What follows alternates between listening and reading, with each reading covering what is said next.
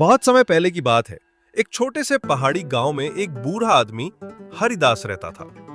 हरिदास अकेला था। उसकी पत्नी वर्षों पहले गुजर चुकी थी और बच्चे शहर में बस गए थे। वो एक पुराने लकड़ी के घर में रहता था, जिसकी दीवारें झड़ने लगी थीं और छत से टपकता पानी अब उसे परेशान नहीं करता था। वो सब सह चुका था। उसके कमरे में एक खिड़की थी जो हमेशा बंद रहती थी। गांव के लोग कहते थे कि वो खिड़की चमत्कारी है।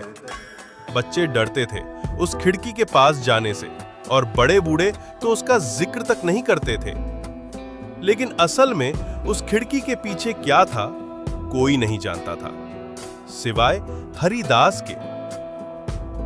एक दिन गांव में एक नौजवान लड़का अर्जुन आया।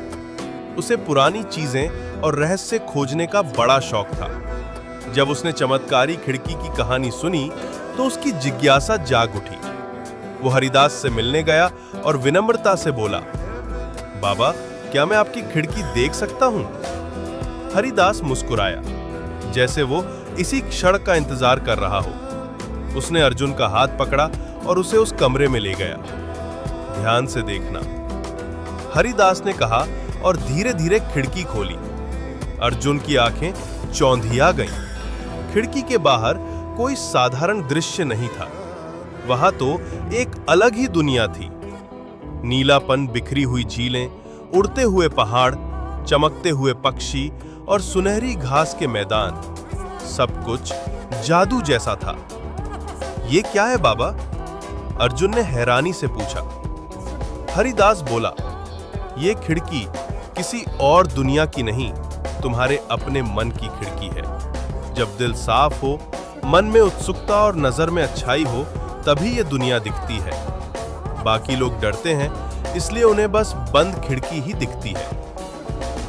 अर्जुन चुपचाप देखता रहा।